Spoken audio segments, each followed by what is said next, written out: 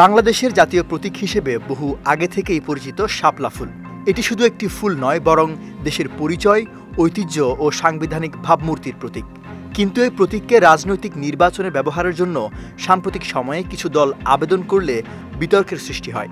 এ প্রেক্ষাপটে নির্বাচন কমিশন 2025 সালের জাতীয় নির্বাচনের আগে একটি গুরুত্বপূর্ণ ও নীতিগত সিদ্ধান্ত নিয়েছে।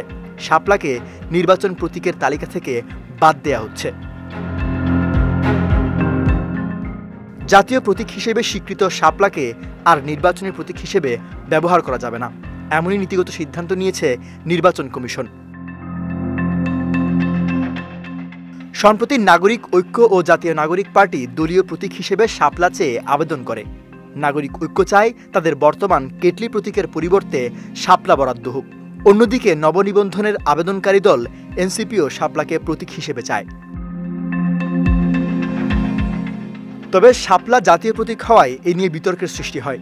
বিষয়টি বিবেচনায় নিয়ে নির্বাচন কমিশন শাপলাকে নির্বাচনী প্রতীকের তালিকা থেকে বাদ দেওয়ার সিদ্ধান্ত নেয়। বিশ্লেষকদের মতে জাতীয় প্রতীক হিসেবে স্বীকৃত শাপলাকে রাজনৈতিক প্রতীকে রূপান্তর করলে তার রাজনৈতিক বিতর্ক ও সাংবিধানিক জটিলতা সৃষ্টি করতে পারত।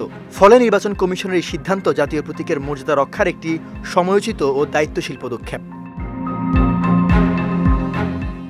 এদিকে নির্বাচন কমিশনের এমন সিদ্ধান্তের পরিপ্রেক্ষিতে এনসিপির উত্তরাঞ্চলের মুখ্য সংগঠক সার্জিস আলম বলেছেন, শাপলা যদি রাজনৈতিক দলের প্রতীক না হতে পারে তাহলে ধানের শীষও প্রতীক হতে পারবে না।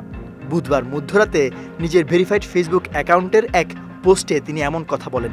সার্জিস দাবি করেন, জাতীয় ফুল হিসেবে শাপলার প্রতীক হতে আইনগত বাধা নেই, কারণ জাতীয় ফল কাঁঠাল ইতিমধ্যে মার্কা হিসেবে আছে। পোস্টে সার্জিস আলম আরও লিখেন, শাপলা জাতীয় প্রতীক নয়, জাতীয় প্রতীকের একটি অংশ। একইভাবে ধানের শীষ, পাট পাতা এবং তারকাও জাতীয় প্রতীকের অংশ। শাপলা যদি রাজনৈতিক দলের প্রতীক না হতে পারে তাহলে ধানের শীষও প্রতীক হতে পারবে না। সৈয়দ নওশাদ, বিজয় টিভি, নিউজ ডেস্ক।